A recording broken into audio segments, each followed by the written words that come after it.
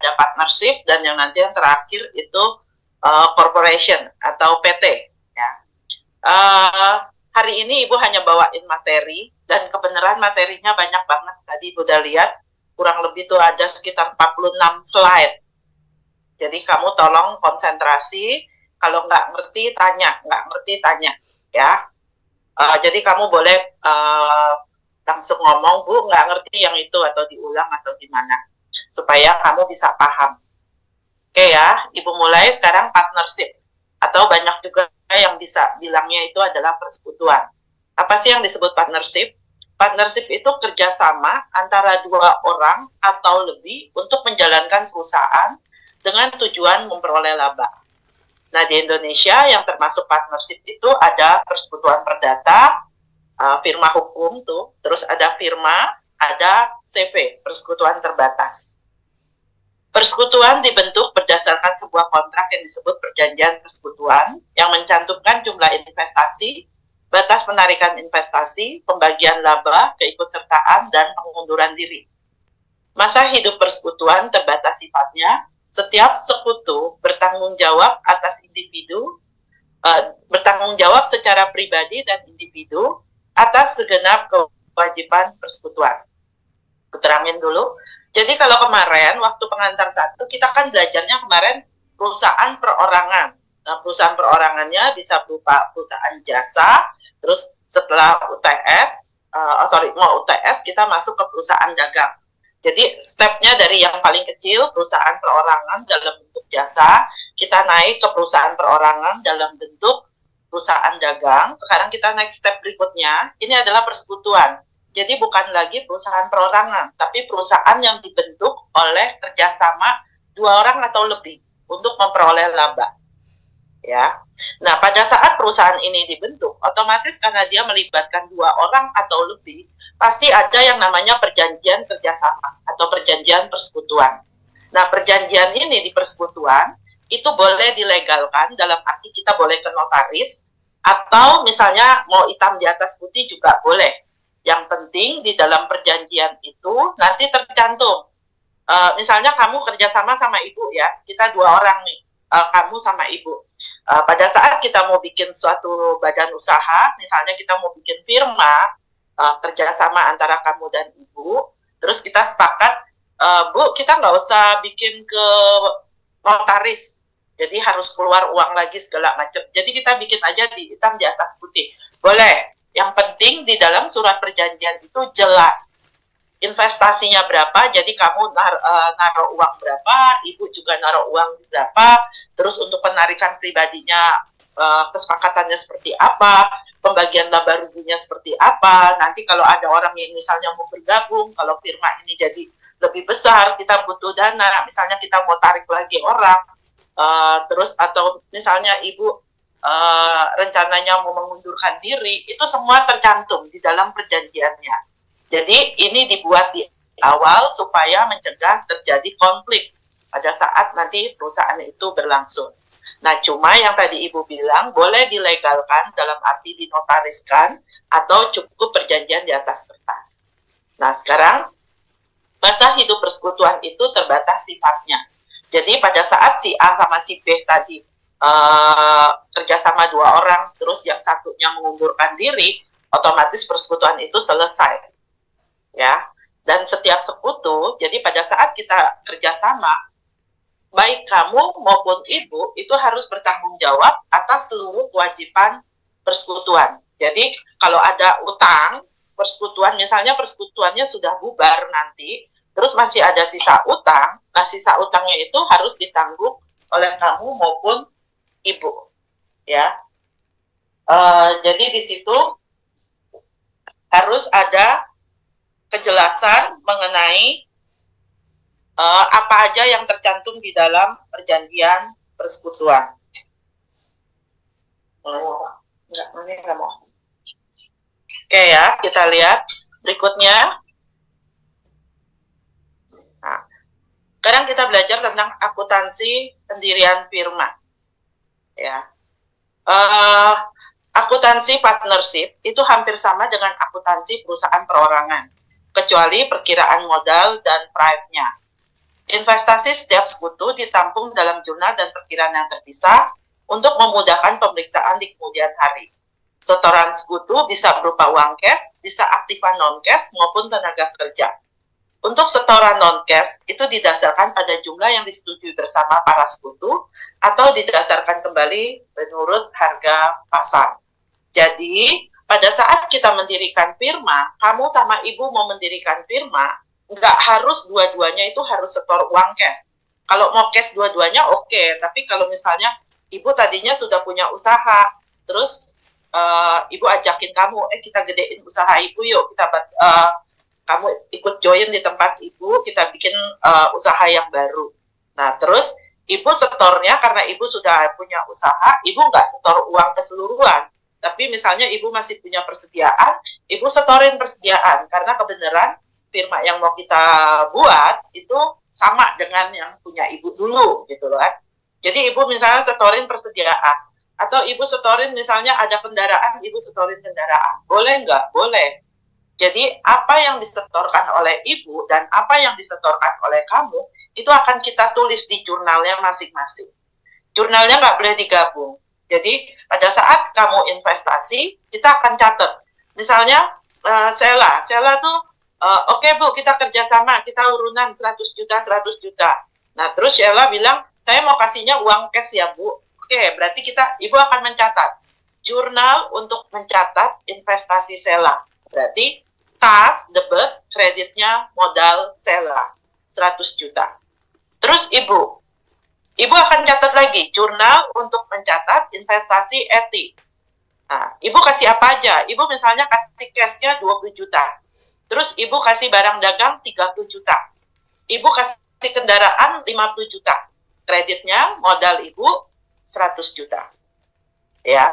Jadi pada saat investasi kamu dan ibu digabung, berarti di firma sekarang sudah ada uang cash 120 juta, punya Sheila 100, punya ibu 20, digabung 120, punya persediaan 30 juta, punya peralatan atau kendaraan 50 juta, kreditnya modal Sheila 100, modal ibu 100.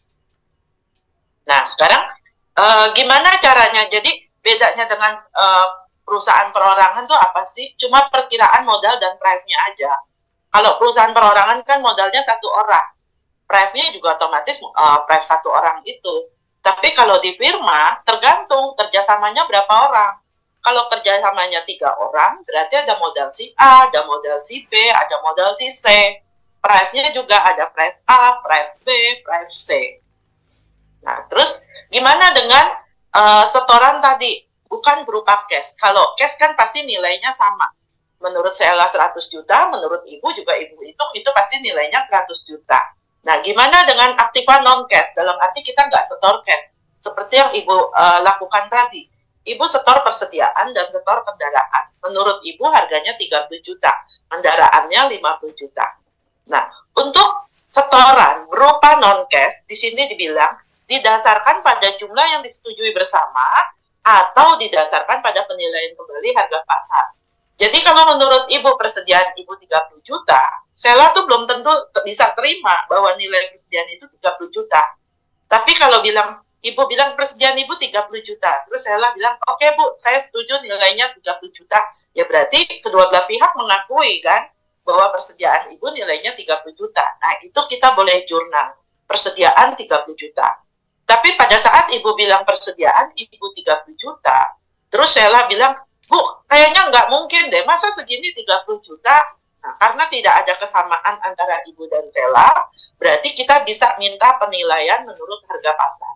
Kita cari di pasar, nilai persediaan ibu tuh berapa? Nah, itu harus disepakati berdasarkan harga pasar. Kalau 30 juta tadi, ternyata setelah dinilai di pasar harganya cuma 29 juta, berarti ibu harus bisa terima nilai persediaan ibu itu bukan 30, tapi 29. Atau kebalikannya, menurut ibu 30, ternyata di pasar harganya masih 33. Nah, berarti Sheila harus bisa menerima bahwa persediaan ibu harganya bukan 30, tapi 33 berdasarkan harga pasar. Oke, sampai sini ada yang mau tanya?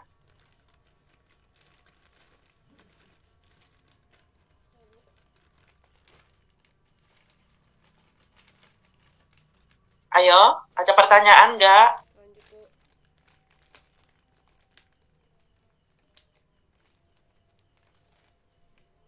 Belum, Bu. Belum Bu. ya? Bu. Ya. Sorry Bu, mau nanya, kalau maksudnya untuk setoran non-cash gitu maksudnya bukan kasih duit cash atau gimana ya Bu? Iya, bukan. Kalau cash itu kan berarti kan duit. Kalau non-cash berarti setorannya bukan duit. Bukan duit ya? Iya, yang tadi Ibu bilang bisa persediaan, Ya. bisa ruko, bisa apa aja. Yang penting nilainya disepakati oleh semua sekutu. Jadi kalau sekutunya ada tiga-tiganya sepakat dengan nilai yang diumumkan itu. Tapi kalau tidak disepakati harus pakai harga pasar. Oh, oke Bu. Oke ya. Sekarang kita lanjut lagi. Nah, ini contoh. Jaka dan Risa, pemilik toko perangkat keras untuk balap, sepakat menggabungkan usaha mereka ke dalam persekutuan. Masing-masing akan mengkontribusikan sejumlah kas dan aset lainnya. Mereka juga sepakat bahwa persekutuan akan menanggung kewajiban dari usaha mereka yang terpisah sebelumnya. Jaka menyetorkan kontribusi sebagai berikut. Jadi, dua-duanya sudah punya toko, dan mereka sepakat untuk menggabungkan usahanya. Jadi, mereka akan menyerahkan asetnya, berikut utangnya. Ya, jadi nggak aset doang. Utangnya pun akan dimasukkan ke dalam persekutuan yang baru. Nah, ini contoh. Misalnya Jaka nyetornya itu adalah kas 7.200.000, piutangnya 16.300.000, persediaannya 28.700.000, peralatan tokonya 5.400.000, peralatan kantornya 2.500.000, penyisihan piutangnya 1.500.000, dan utang usahanya 2.600.000. Kalau nilai ini sudah disepakatin dan si Risahnya setuju dengan nilai-nilai ini, berarti kita tinggal buat jurnal. Jurnal untuk mencatat investasi Jaka.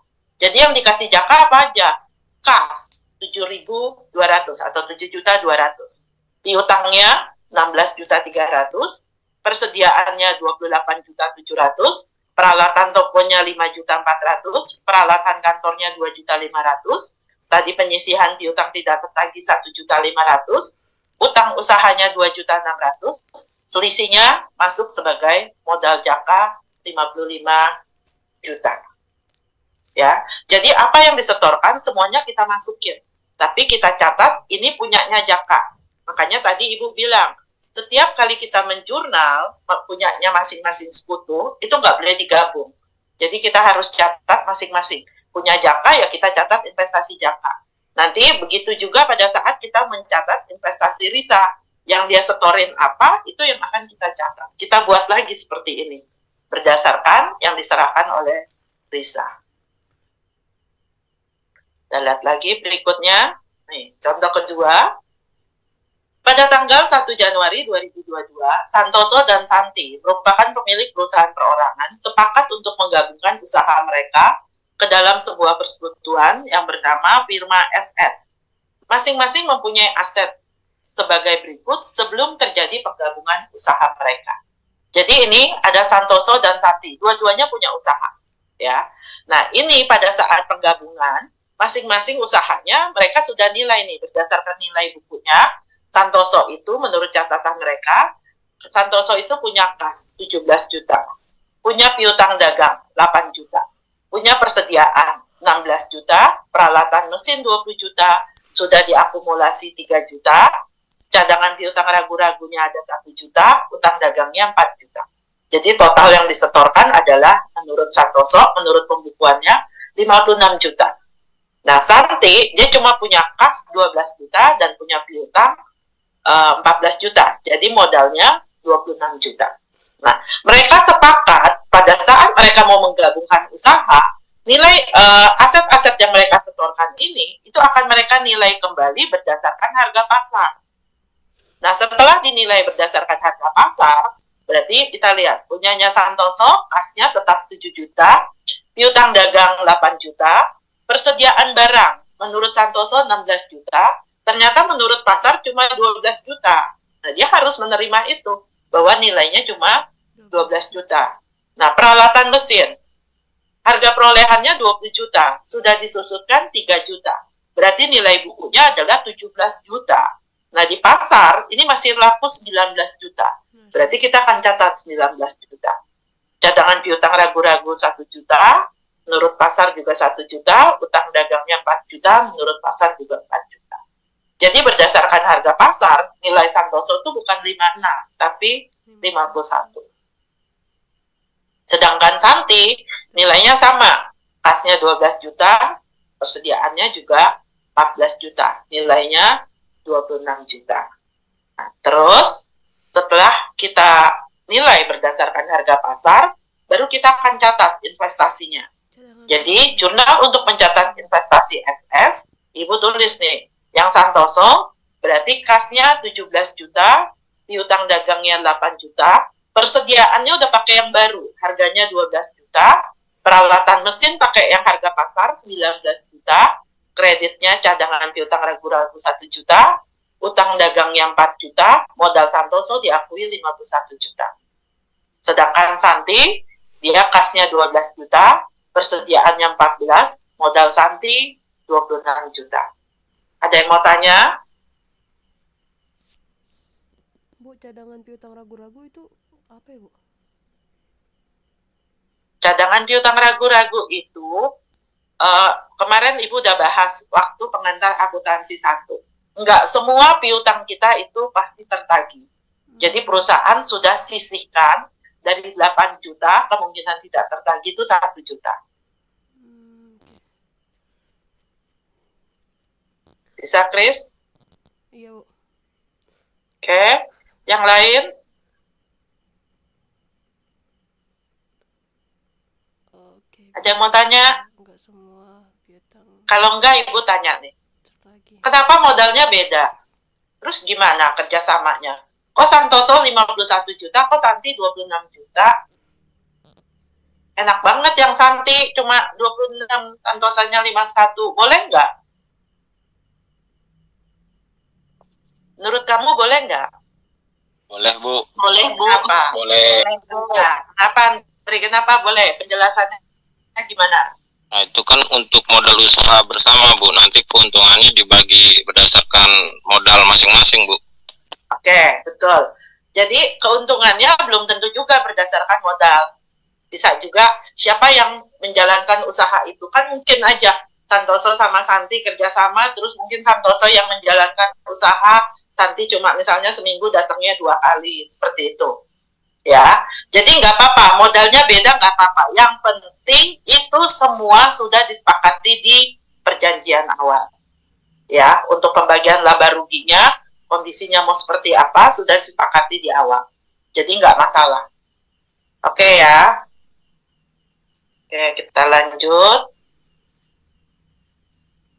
Nah, sekarang ini pembagian laba rugi. Tadi pendirian.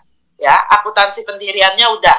Jadi pendiriannya gampang. Kita tinggal catat investasi masing-masing sekutu. Oke, Ibu kasih tahu dulu. Sekutu, jadi anggota yang ada di dalam firma, itu kita sebutnya sekutu. Nah, sekutu itu sebenarnya ada 2 macam. Ada sekutu aktif, ada sekutu pasif.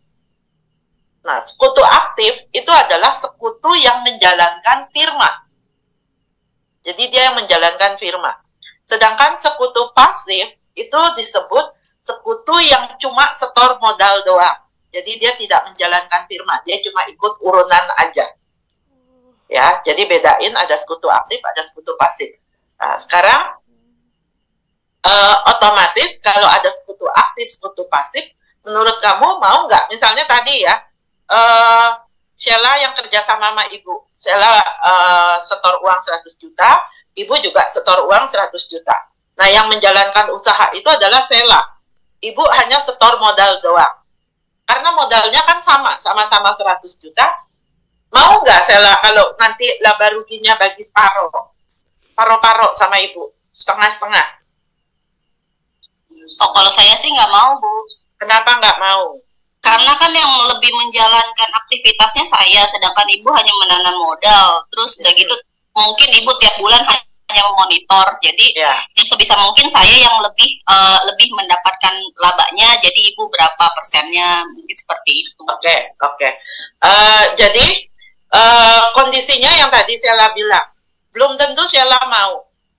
Ya, misalnya kalau Sheila bilang Bu, nggak bisa dong, kan yang jalanin usaha saya. Saya bolak-balik tiap hari ke tempat usaha, itu perlu transport, saya sudah buang waktu. Saya juga perlu makan, segala macam. Masa bagi dua, gitu kan? Jadi misalnya, gimana kalau laba ruginya nanti 7:3? Misalnya saya 70%, Ibu 30%. Nggak apa-apa. Pokoknya mau kondisinya seperti apa, itu semua sudah tercantum di perjanjian. Ya, jadi sudah disepakatin. Atau bisa juga gini kondisinya. Karena Sheila yang menjalankan usaha, jadi kita berasumsi bahwa Sheila itu dianggap sebagai orang yang bekerja. Jadi kepada Sheila itu dikasih gaji. Misalnya digaji, Sheila digaji 5 juta sebulan. Nah, misalnya laba firma berapa? Laba firma misalnya 1 tahun itu dapat 120 juta. Nah, dari 120 juta nggak langsung dibagi Sheila sama ibu paro-paro, enggak. Misalnya Sheila dikasih gajinya 5 juta karena dia menjalankan usaha. Jadi dari laba 120 juta, ibu keluarin dulu buat gajinya Sheila. 5 dikali 12, 60 juta. Berarti buat Sheila 60 juta, sisa laba tinggal 60 juta. Nah, 60 jutanya baru kita bagi sama, karena modalnya sama-sama 100 juta. Jadi Sheila 50%, ibu 50%. Otomatis dari 120 juta, Sheila dapatnya 90 juta, ibu dapatnya 30 juta. Terserah, seperti itu pun nggak apa-apa. Jadi yang penting kedua belah pihak setuju dengan perjanjian pembagian laba rugi tadi. Bisa ya? Bisa. Iya Bu, bisa. Oke, sekarang kita lihat. Ini ada contoh. Contoh untuk pembagian laba rugi. Tapi kalau tadi di perjanjian misalnya kita cuma setuju 7:3, ya udah nggak perlu lagi contoh-contoh seperti ini. Tapi kalau misalnya mau model seperti contoh-contoh, silakan. Pokoknya yang penting disepakati. Jadi ada yang melakukan pembagian laba rugi seperti ini. Dari laba yang kita bagi, dari laba yang kita dapat, itu nanti kita kurangin jasa para sekutu. Metode ini mengakui perbedaan dalam kemampuan para sekutu dan jumlah waktu yang dicurahkan untuk usaha. Mencakup penyisihan gaji yang diperlakukan sebagai distribusi laba bersih dan dikredit ke akun modal. Ya, jadi dia ngambilnya dari distribusi laba bersih, bukan yang waktu tadi Ibu bilang Sheila dianggap dia yang bekerja, jadi seolah-olah dia digaji. Tapi Sheila itu tidak masuk sebagai pengurang dari beban. Ingat, kalau di laba rugi kan penjualan dikurangin HPP, dapat laba kotor, baru dikurangin beban operasional. Ada beban penjualan, ada beban administrasi. Nah, Sheila gajinya tuh nggak masuk di beban-beban itu. Tapi diambilnya dari laba yang didapat. Laba yang didapat sebelum dibagi, kita kasih dulu buat Sheila. Ya, kenapa? Karena di sini dibilang, secara hukum, sekutu itu bukan karyawan persekutuan, dia adalah pemilik. Jadi makanya nggak boleh dikurangin dari mengurangi beban-beban yang tadi. Ya, kita lihat contohnya. Perjanjian persekutuan Jenny dan Citra mencakup penyisihan gaji bulanan sebesar 5 juta per bulan untuk Jenny dan 4 juta per bulan untuk Citra. Laba bersih yang tersisa setelah penyisihan gaji akan dibagi rata. Dilaporkan bahwa laba tahun berjalan adalah 150 juta. Kita lihat, ini yang tadi Ibu bilang, labanya akan kita bagi buat gaji dulu. Sisanya baru dibagi rata. Nih, ini pembagiannya. Ini skema pembagian laba ruginya. Laba bersih 150 juta. Distribusinya ada Jenny, ada Citra. Tadi distribusinya kita mau bagi gaji dulu. Gajinya tadi Jenny itu 5 juta sebulan. Kaliin 12, 60 juta. Citra itu gajinya tadi 4 juta. Kaliin 12 berarti 48 juta. Berarti 60 juta tambah 48, 108. Dari laba 150 juta, kita pakai untuk penyisihan gaji 108 juta. Oh sorry, ini Ibu salah nih. Ini sisanya harusnya 42 juta. Ya. Jadi sisanya tinggal 42 juta. Sisa laba dibagi 2, dibagi rata. Jadi 42 juta ini Ibu bagi rata. buat Jenny 21 juta, buat Citra 21 juta. Jadi kita lihat, kita jumlahin, Jenny itu dapatnya 81 juta, Citra itu dapatnya 69 juta. Jadi jurnal pembagian labanya, ikhtisar laba rugi 150 juta, modal Jenny akan bertambah 81 juta, dan modal Citra akan bertambah 69 juta. Ya, jadi kenapa Ibu bilang tadi setiap kali kita jurnal, itu kita harus tampung ke perkiraan modalnya masing-masing, nggak boleh digabung. Jadi dari sini kita ketahuan, kalau misalnya tadi modal awalnya 100 juta, sekarang Jenny modalnya nambah 81 juta, otomatis modal Jenny sekarang jadi 181 juta. Sedangkan modal kita 100 juta plus 69 jadi 169 juta. Jadi selalu ditampung ke akunnya masing-masing, nggak boleh digabung. Baik, sini bisa? Bisa, Bu. Ibu lanjut. Lanjut, Bu. Oke, sekarang distribusi laba, kalau tadi kan cuma dikurangin jasa para sekutu. Kalau sekarang, mereka berasumsi bahwa setoran mereka itu dianggap sebagai investasi. Karena investasi, mereka minta pakai bunga. Boleh nggak? Boleh. Pokoknya mau apapun boleh, sepanjang semuanya sepakat. Bisa ya. Jadi kalau misalnya, karena kenapa? Kalau di sini misalnya kita mau tetapin modal awal kita sebagai investasi dan kita kena dapat bunga, berarti kan dua-duanya dapat bunga. Citra dapat bunga, Jenny juga dapat bunga. Jadi nggak masalah. Yang penting dua-duanya sepakat. Jadi di sini diasumsikan, di samping dikurangin untuk bayar gaji bulanan, mereka juga akan mengambil bunga dari modal awalnya mereka masing-masing. Terus kalau masih ada sisa, baru dibagi rata. Kita lihat labanya 150 juta. Penyisihan gaji setahunnya tadi 108 juta. Terus mereka mau pakai bunga. Oke, kita hitung bunganya. Jenny itu modalnya 160 juta. 160 juta, mereka minta bunganya 12%. 12% kali 160 juta, 19 juta 200. Bunganya Jenny. Bunganya Citra, modalnya Citra adalah 120 juta. Kaliin 12%, berarti bunganya Citra 14.400. Ibu jumlahin 19.200 plus 14.400, 33 juta 600. 150 juta, Ibu kurangin 108 juta, Ibu kurangin lagi buat bunga 33 juta 600, sisanya tinggal 8 juta 400. Nah, poin ketiga dia bilang laba bersih yang tersisa dibagi rata. Berarti ini Ibu bagi dua. Masing-masing dapat 4.200, 4.200. Jadi secara keseluruhan, Jenny itu dapatnya 83.400. Citra itu dapatnya 66.600. Jurnalnya, ikhtisar laba rugi 150, modal Jenny bertambah 83.400, modal Citra juga bertambah 66.600.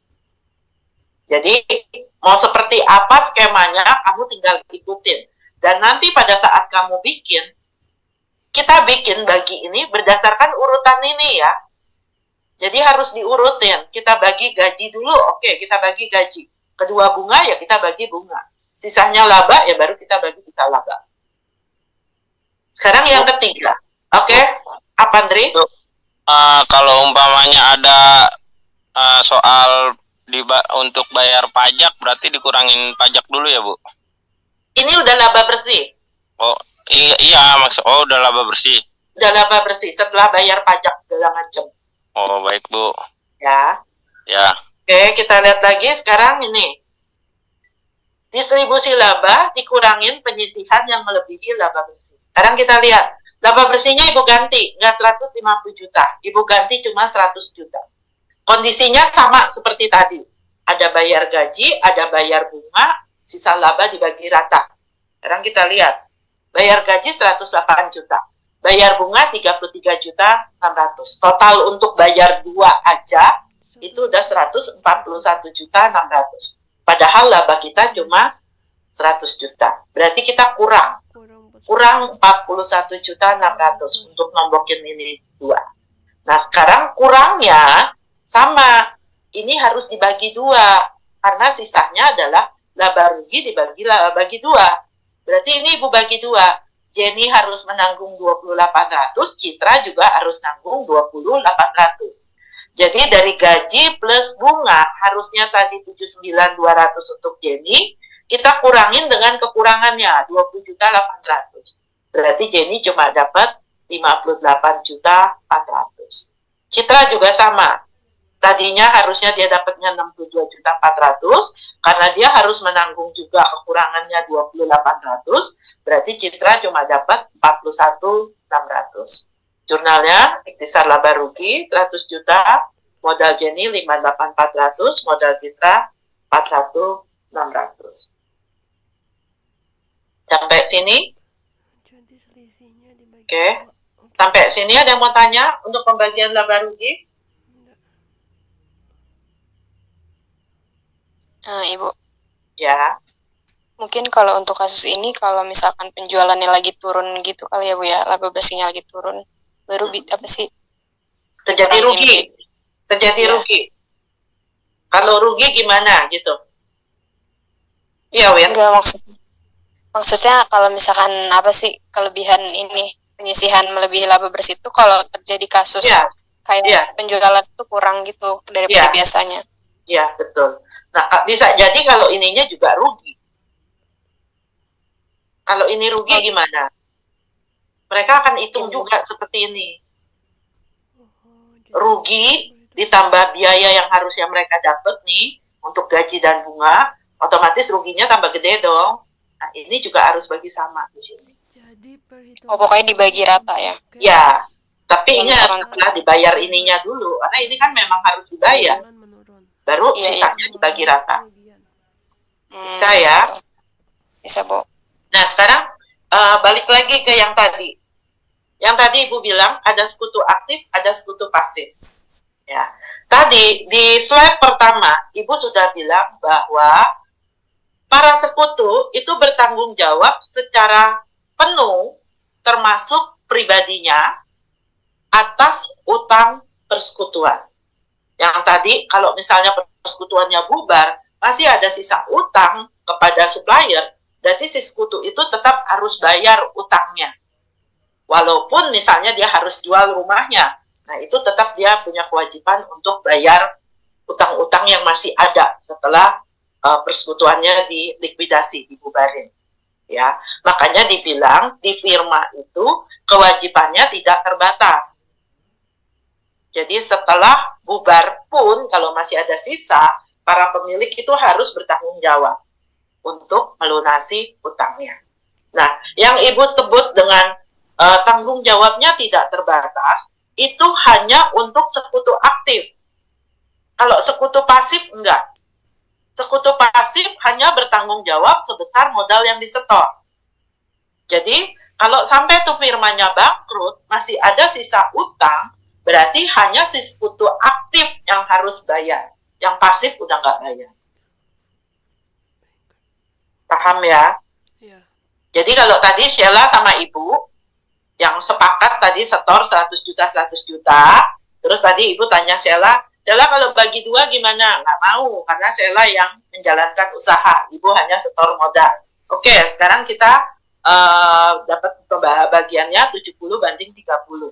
Karena Ibu cuma setor modal, berarti Ibu kan sekutu pasif.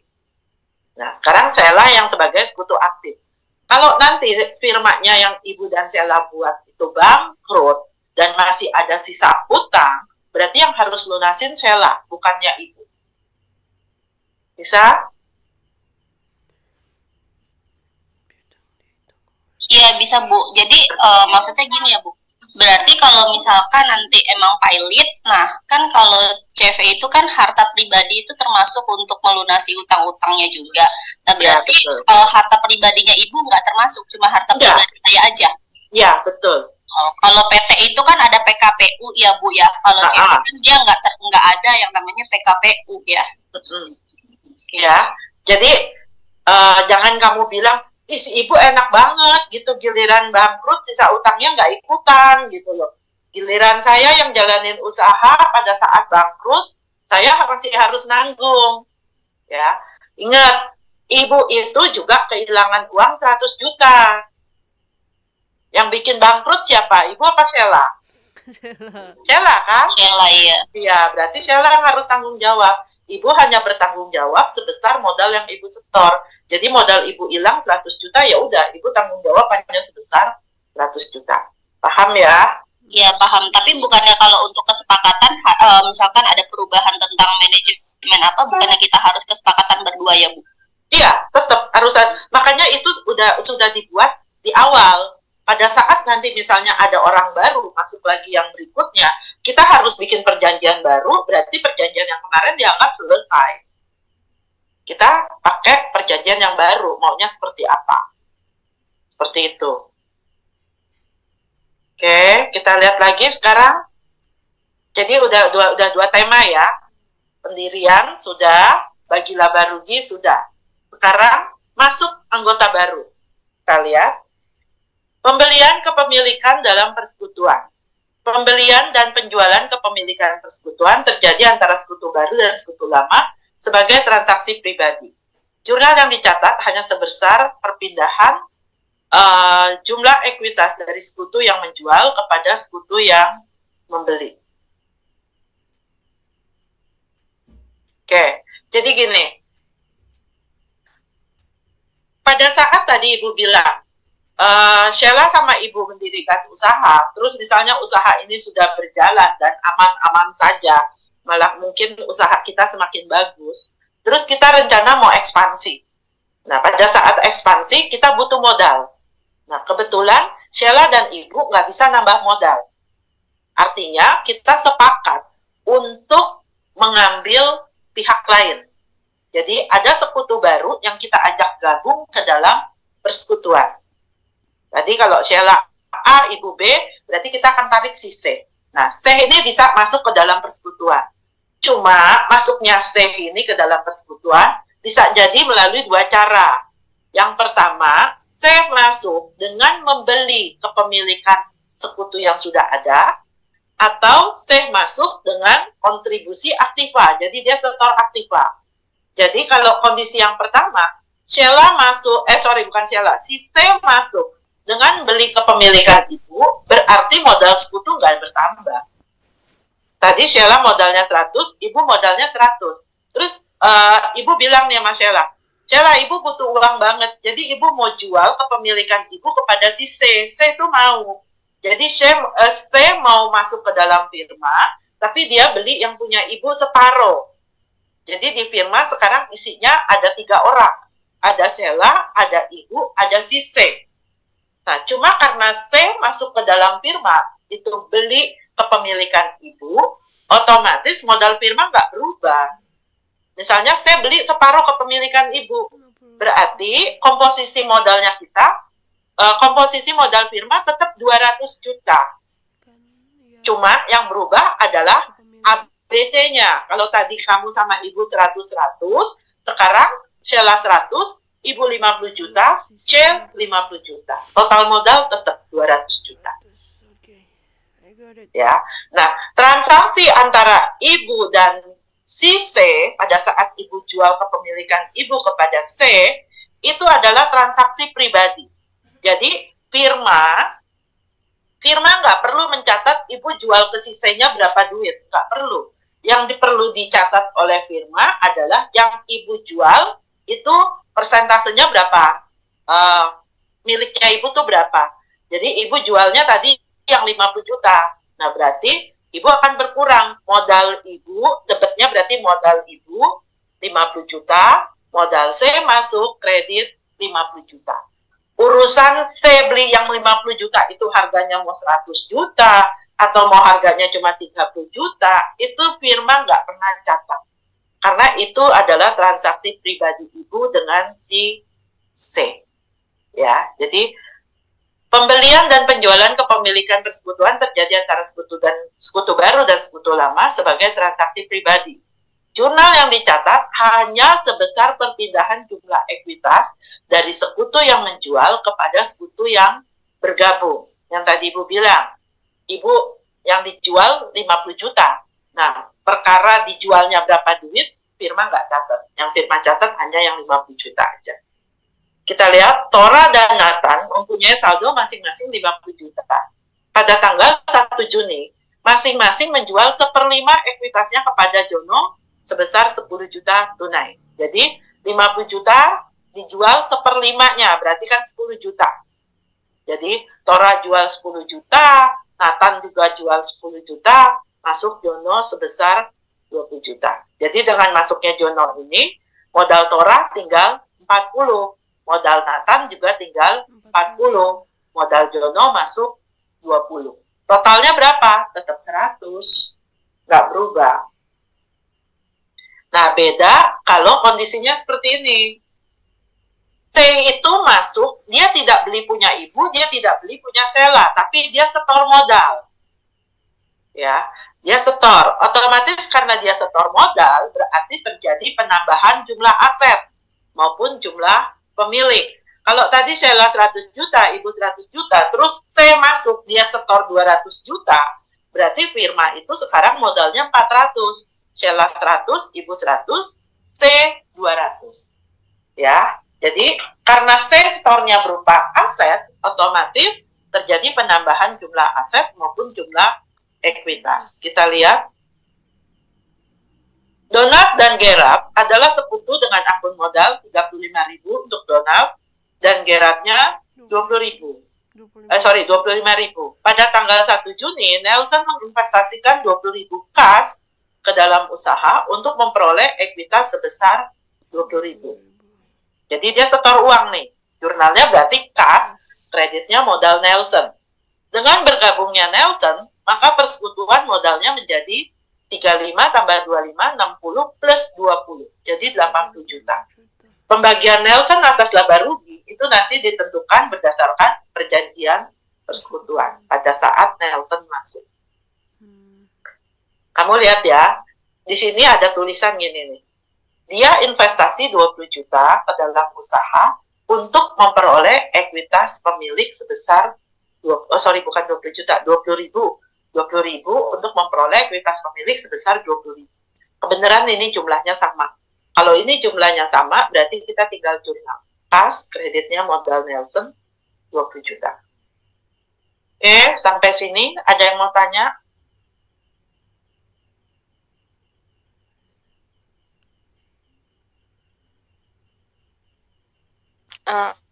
Kalau beda gimana Bu maksudnya Bu? Ya, ntar Ibu jelasin. Berikutnya ntar yang beda.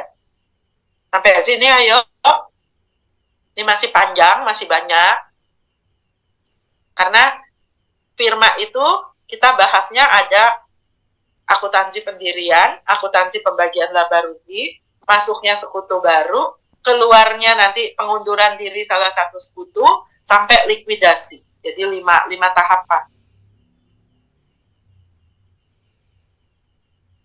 Jadi dibahas semua hari ini. Makanya Ibu bilang banyak banget, ada 46 slide atau 47 slide.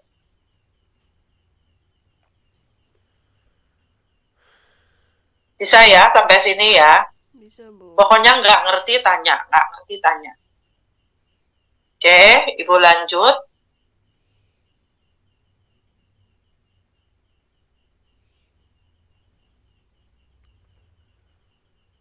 Nah, ini yang Wina tanya.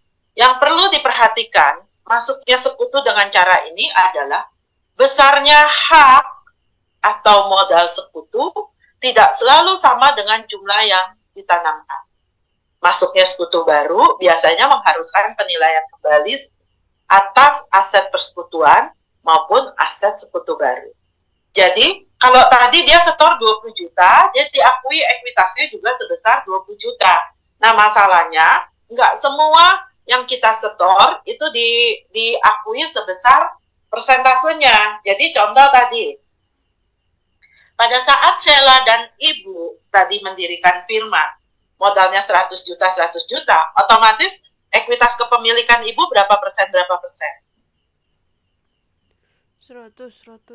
50-50 dong. 50. Ya kan? Sheila 50, Ibu 50. Sekarang masuk C. C masuk, dia setor 200 juta. Otomatis komposisinya berapa persen? Berapa persen? Dibagi 3 ya Bu? Iya. Berarti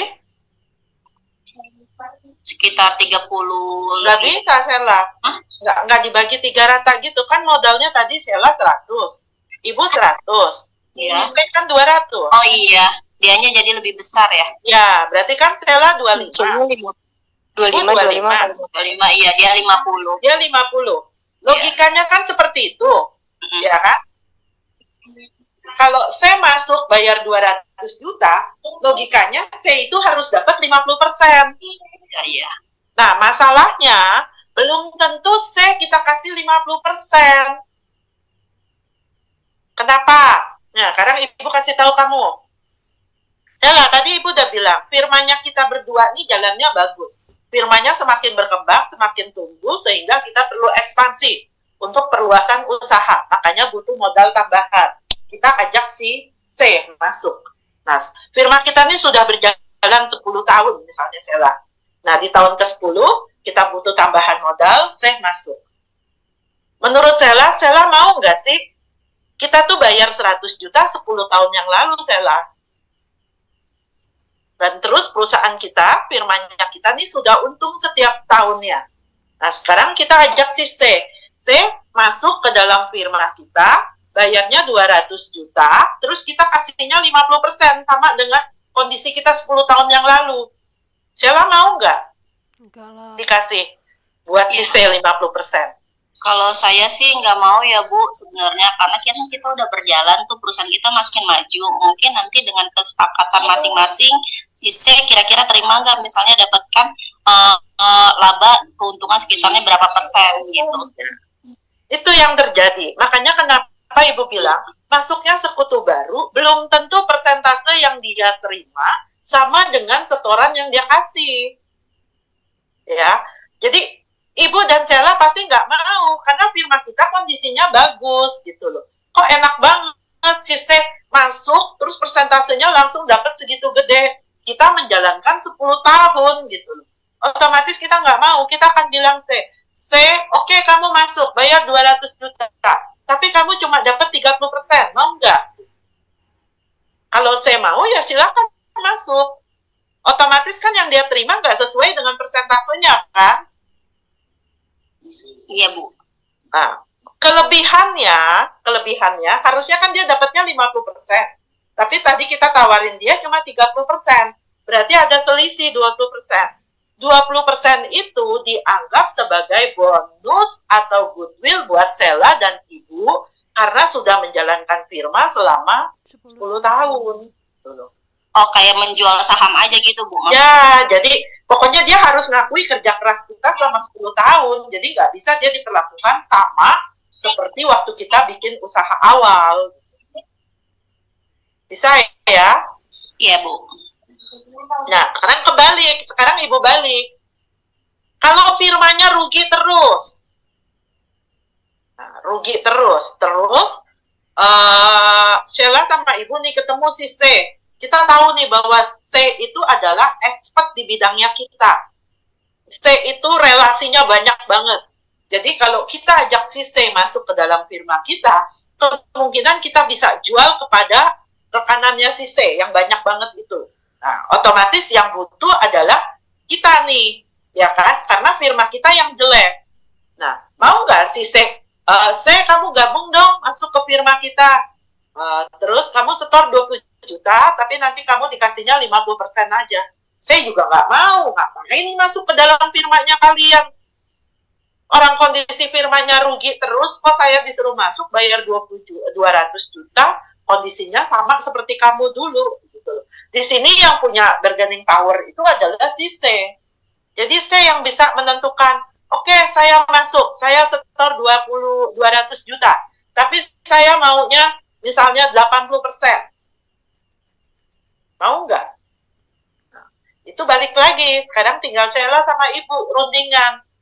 Kira-kira Sheila sama Ibu mau apa enggak? Kita terimanya cuma misalnya tadi harusnya kan 25, tapi dari sisi kita cuma dikasih 10% sama 10% doang. 15%-nya, 15% dari Sheila dan 15% dari Ibu, itu kita sumbangin buat sisi. Nah, itu tinggal tergantung. Kalau kita yakin dengan kondisi sisi masuk ke dalam firma dan firma kita yang tadinya rugi terus jadi bagus, ya nggak apa-apa. Daripada kalau ibu nggak apa-apa, daripada kita pertahanan berdua akhirnya bubar, ya nggak apa-apa, dapatnya lebih dikit tapi laba. Ya, jadi kondisinya itu belum tentu semua uang yang disetorkan besarnya sama dengan persentase dari modal. Karena tidak sama, maka akan muncul masalah bonus atau goodwill. Itu poin ke-1. Poin kedua, pada saat masuknya sekutu baru, biasanya aset firma pasti kita nilai kembali. Karena beberapa aset, terutama aset tetap, itu kan dicatatnya sebesar harga perolehan. Harga waktu 10 tahun yang lalu. Kalau kita punya asetnya misalnya tanah, kita punya asetnya ruko, otomatis kan itu harganya naik. Berarti kita harus nilai kembali. Atau aset si sekutu baru, pada saat dia menyerahkan bukan cash, tapi non-cash, otomatis aset yang diserahkan juga harus kita nilai kembali berdasarkan harga pasar. Bisa ya? Nah, sekarang kita akan bahas masalah bonus goodwill-nya. Masalah bonus dan goodwill. Bonus atau goodwill biasanya menunjuk pada hal yang sama, yaitu pengakuan adanya kelebihan terhadap salah satu pihak yang baru dibentuk, bisa diberikan kepada sekutu baru atau bisa diberikan kepada sekutu lama, tergantung siapa yang punya nilai lebih. Perbedaannya adalah pada cara penilaian nilai lebih yang disetujui. Ada 3 kemungkinan kalau sekutu baru masuk dengan setor modal, setor kas. Kemungkinannya apa? Pertama, modal sekutu baru akan diakui sama dengan investasinya.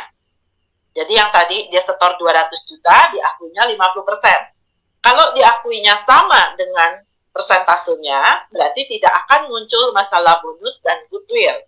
Karena tidak muncul masalah bonus dan goodwill, otomatis modal sekutu lama tidak berubah. Aset persekutuan, aset firma bertambah sebesar aset sekutu baru yang disetor. Modal firma juga bertambah sebesar modal sekutu baru. Itu kemungkinan ke-1. Jadi, modal sekutu baru diakui sama dengan investasinya. Nah, kemungkinan kedua, ada contohnya dulu. Ibu jelasin contohnya dulu. Yang pertama, A dan B adalah sekutu firma AB. Pada tanggal 1 Maret, posisi modal A itu adalah A 300 juta, B 500 juta. Mereka membagi laba rugi dengan perbandingan 2:3. Ya, 2:3. Tanggal 1 April, mereka setuju menerima C sebagai sekutu baru. Untuk itu, C menyetorkan uang tunai 200 juta. Dan atas setoran ini, dia diberi hak 20%. Jadi kita lihat nih, kalau pakai metode bonus nih ya, kamu lihat. Modal firma awalnya kan 300, tambah si B 500, tambah si C 200. Berarti modal firma 1 miliar. Sekarang kita lihat, hak si C itu berapa sih? Hak C itu adalah kan uang yang ditanamkan 200 juta. Dibandingkan total modal bertiga 1 miliar. Berarti 200 per 1 miliar itu 20%. Nah, sekarang kita lihat, diakuinya berapa? Diakuinya juga 20%. Berarti sama. Persentase dia sama dengan persentase hak yang diakui, 20%. Karena sama, berarti tidak ada bonus, tidak ada goodwill. Jurnal, kas, kreditnya modal C, 200 juta. Bisa? Ini yang tadi yang Wina tanya, maksudnya apa? Pada saat Ibu bilang, nih, investasi $20.000 untuk memperoleh ekuitasnya juga 20.000. Jadi dia sama. Kalau dia sama, kita tinggal jurnal. Yang disetorin apa? Kas, kreditnya modal. Nah, yang tadi juga barusan seperti itu. Karena ini sama, berdasarkan uang yang dia setorin, dia harusnya dapatnya 20%. Nah, sekarang kita lihat, yang dikasih firma berapa? 20%, berarti sama. Berarti kita tinggal jurnal. Kas, kreditnya modal C, 200 juta. Ya, ini kalau kondisinya sama. yang disetorkan sama dengan haknya, sehingga tidak ada bonus, tidak ada goodwill. Modal sekutu lama tidak berubah, modal firma bertambah sebesar 200 juta, aset firma juga bertambah berupa kas sebesar 200 juta. Sekarang yang kedua, kalau diakui lebih kecil dari investasinya. Hal ini terjadi karena persekutuan mempunyai kelebihan tertentu yang dapat diterima oleh sekutu baru. Nilai kelebihan ini menjadi hak sekutu lama dan dialokasikan kepada mereka sesuai perbandingan pembagian laba rugi. Dengan kata lain, masuknya sekutu baru menimbulkan bonus atau goodwill buat sekutu lama. Ini yang tadi, yang Ibu sama Sela 100 juta, masuk si C 200 juta, tapi kita kasih ke si C misalnya cuma 30%. Ya, jadi kelebihan si C yang 20%, buat Sela 10%, buat Ibu 10%. Jadi itu dianggap sebagai bonus atau goodwill buat sekutu lama. Kita lihat contohnya. A dan B adalah sekutu firma AB, posisi modalnya A 210 juta, B 240 juta, mereka membagi laba ruginya 2:3. Untuk memperluas usahanya, A dan B setuju menerima C sebagai sekutu baru. Untuk itu, C setor uang 150 juta. Hak yang dikasihnya 24%. Kita lihat di sini. Nah, Ibu pakai metodenya bonus. Karena metodenya ada dua. Ibu jelasin yang bonus dulu. Metode bonus. Kita lihat, untuk menghitung bonus yang kita harus lakukan, pertama, kita hitung dulu jumlah total modal firma yang baru setelah masuknya si C. Punya A tadi 210, punya B 240, punya C 150. Total 600 juta. Sekarang kita lihat. C dikasih modalnya 24%. Kita hitung nih. Haknya si C kalau dikasih 24% dari total modal 600 juta, harusnya C setornya cuma 144 juta. Tapi di sini C disuruh setor 150 juta. Berarti ada kelebihan 6 juta. Nah, 6 juta lebihnya ini dianggap sebagai bonus buat sekutu lama, buat si A dan si B. Nah, bonus untuk sekutu lama buat si A dan si B ini, Ibu bagi. Baginya berdasarkan apa? Perbandingan laba rugi. 2:3. Jadi A dapat 2 bagian, B dapat 3 bagian. Berarti A dapat 2/5 dari 6 juta, jadi A dapat tambahan 2.400.000, B dapatnya 3/5 dari 6 juta, 3.600.000. Jadi jurnalnya apa? Kas yang masuk ke dalam firma 150 juta, modal A bertambah karena dapat bagian bonus dari si C sebesar 2.400.000, modal si B bertambah 3.600.000, modal si C hanya diakui sebesar 144 juta. Ada yang mau tanya?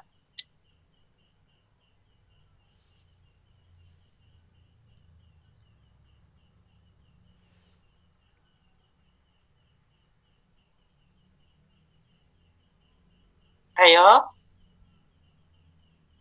Ada pertanyaan nggak?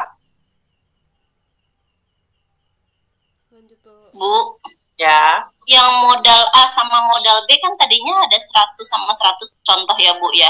Itu sekarang dia hanya dicatat 2.400.000 ya Bu ya. Enggak. Modal A sama B kan sudah dicatat dari awal, Sela. Oh, ini hanya Tambahan dari setorannya si C aja. Oh.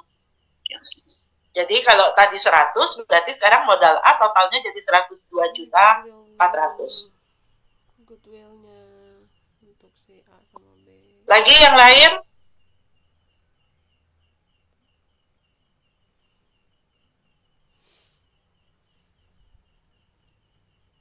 Ayo, di ngerti ya, karena ini variasi soalnya banyak banget firma tuh. Jadi kalau kamu nggak ngerti, kamu ngerti ini doang, nanti Ibu kasih variasi soal, kamu bingung pasti. Makanya harus di ngertiin. Nggak ngerti, tanya Ibu.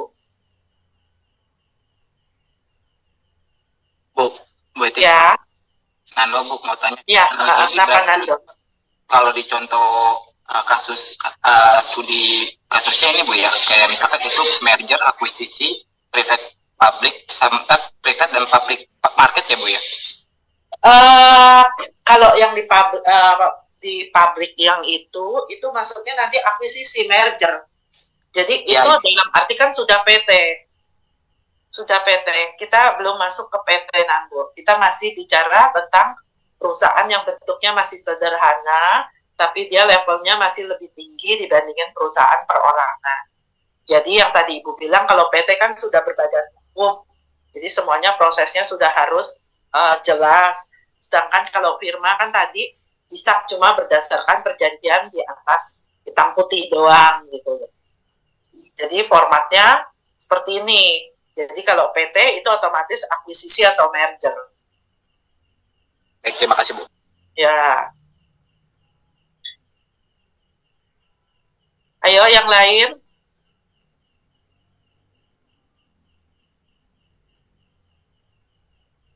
Gak ada, Ibu lanjut sekarang kalau goodwill. Kalau goodwill ngitungnya gimana? Kita lihat nih. Jadi ingetin ya, kalau nanti di soal Ibu mintanya metode goodwill, ya berarti kamu harus bikinnya seperti ini. Tapi kalau di soal metode bonus, berarti bikinnya seperti yang tadi. Beda, Bah. Kita lihat yang goodwill. Aduh, ketuker. Pembentukan goodwill untuk sekutu lama. Nah, tahunya dari mana? Goodwill-nya untuk sekutu lama atau sekutu baru. Kondisinya sama yang seperti tadi. Ya.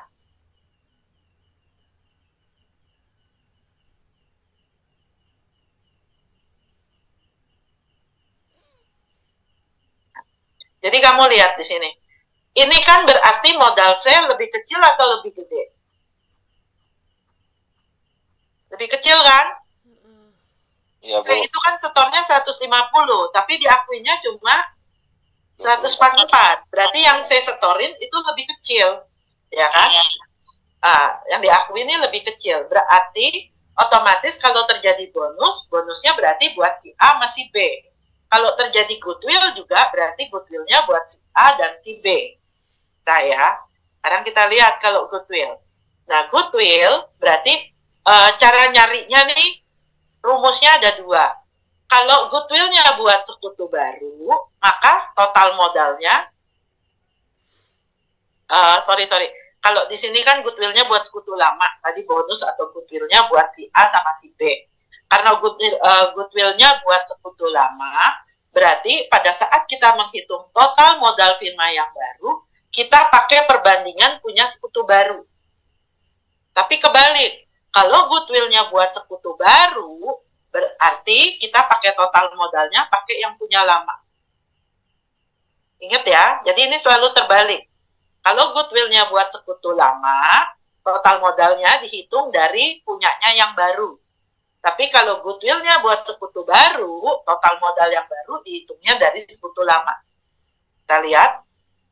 Dianggap setoran C sebesar 150 juta merupakan 24% dari total modal. Jadi kita asumsinya, kalau C setornya 150 juta dan dia cuma dapat 24%, harusnya modal firma itu adalah 150 juta dibagi 24%, itu adalah 625 juta. Bukan 600 juta kalau dia cuma dapatnya 24%, modalnya 150. Jadi modal firma harusnya 625. Tapi tadi kita udah hitung, modal setelah masuknya C, itu totalnya adalah cuma 600. Berarti ada kelebihan 25 juta. Nah, 25 juta ini kita anggap sebagai goodwill. Goodwill-nya buat siapa? Buat sekutu lama. Otomatis goodwill yang 25 juta ini sama. Kita bagi buat si A sama si B. Perbandingannya kayak tadi, 2:3. Si A dapat 10 juta, si B dapat 15 juta. Nah, kita jurnal. Goodwill 25 juta. Modal A nambah 10 juta, modal B nambah 15 juta. Nah, modal C dicatat sebesar sesuai setorannya. A 150 juta, modal C juga 150 juta. Bisa? Pokoknya jangan ketukernya di sini aja. Kalau ketukernya di sini salah. Jadi ingat, untuk menghitung total modal baru tergantung goodwill-nya buat siapa. Kalau goodwill-nya buat sekutu baru, berarti pakainya perbandingan yang lama. Jadi dia terbalik. Kalau goodwill-nya buat yang lama, pakainya punya yang baru. Ini kan goodwill-nya buat yang lama, si A dan si B. Berarti yang kita pakai di sini, itu punyanya si C. 150 bagi 24% punyanya C. Bisa ya? Sekarang Ibu contohin yang ketiga, kemungkinan ketiga. Kalau dia diakuinya lebih besar dari investasinya. Kita lihat, diakui lebih besar dari investasinya. Dalam hal ini, modal sekutu baru akan lebih besar dari setoran modal tersembunyi. Kelebihan ini diakui oleh sekutu lama, modal sekutu lama akan berkurang karena sebagian diberikan kepada sekutu baru. Alokasi pengurangan modal juga didasarkan pada perbandingan laba rugi.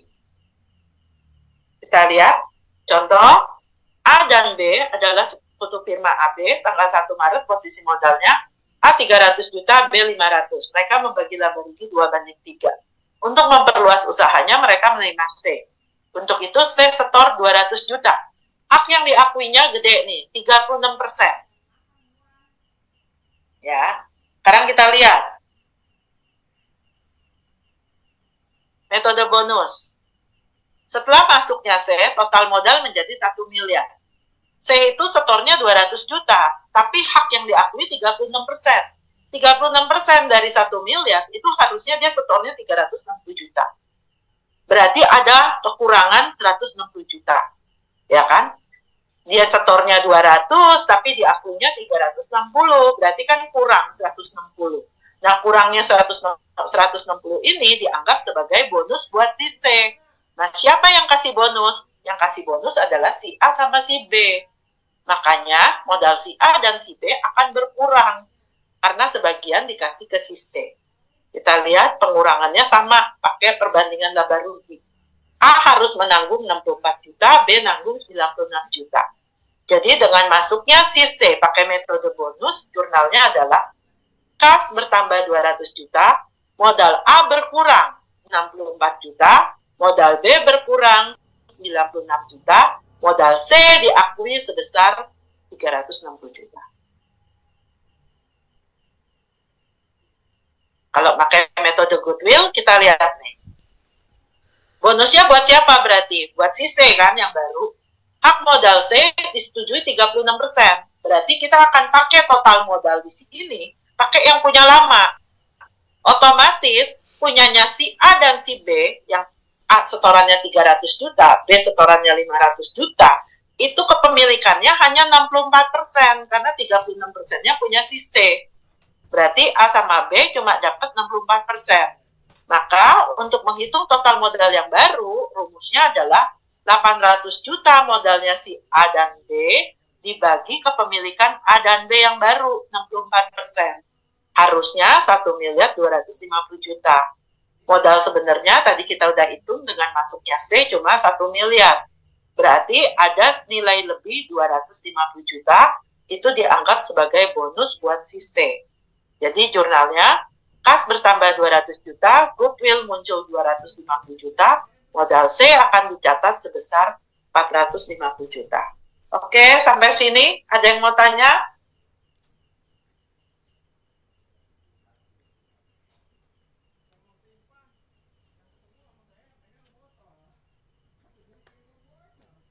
Bu, mau nanya Bu, tadi Ya. yang 2/5, 5-nya itu dari mana ya Bu? Duanya kan perbandingan. Total 2/3 kan berarti 2 tambah 3, 5. Oh iya Bu. Oke. Oke Bu, berarti kalau misalnya 4/4 berarti 4/8 gitu. Iya, Gitu, 4/8. Kalau 5/6 berarti 5/11. Oh iya. Oke. Kasih Bu. Yang lain?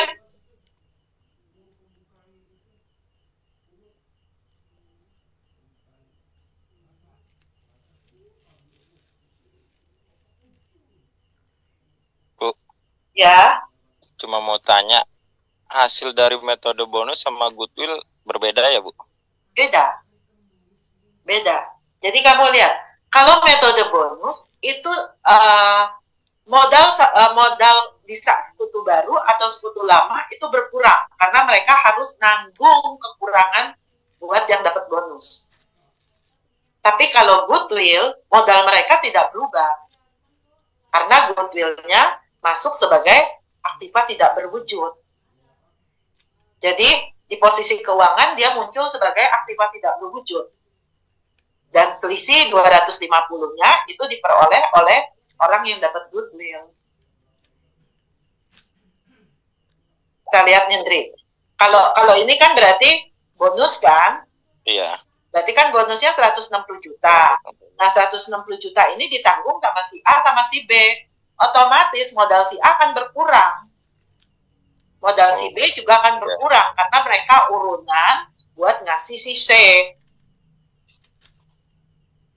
Sama pada saat tadi si C masuk, mereka kan kasih bonusnya buat si A sama si B. C itu masuk bayarnya 150 juta, tapi yang diakui hanya 144 juta. Jadi modal dia yang dicatat tuh berkurang tuh. Cuma 144, padahal dia setornya 150. Karena yang 2,4 dan 3,6-nya dikasih buat A dan B. Jadi kalau bonus itu mengurangi modal sekutu. Kalau bonusnya buat sekutu baru, berarti modal sekutu lama yang berkurang. Kalau bonusnya buat sekutu lama, berarti modal sekutu baru yang berkurang. Itu. Kalau goodwill nggak berkurang. Goodwill nggak berkurang. Modal A, modal B itu dapatnya dari goodwill. Jadi dari aktiva tidak berwujud. Menambah modal A 10 juta, nambah modal B 15 juta. Modal C dicatatnya tetap 150. Nah, yang ini juga sama. Ini karena bonus berarti mereka berkurang modalnya. Tapi pada saat goodwill, modal mereka nggak berubah. Dapatnya dari aktiva tidak berwujud, masuknya ke modal C. Bisa? Bisa, Bu. Jadi kalau di soal, Ibu tulis nih, pakai metodenya, tidak ada sekutu yang mau modalnya berkurang. Berarti metode apa tuh? Goodwill. Goodwill, iya. Kamu harus bisa baca soal. Ya, jadi harus soal paham. dari Ibu suka beda, Bu. Oke ya, sekarang Ibu ambil, Ibu stop dulu. Ibu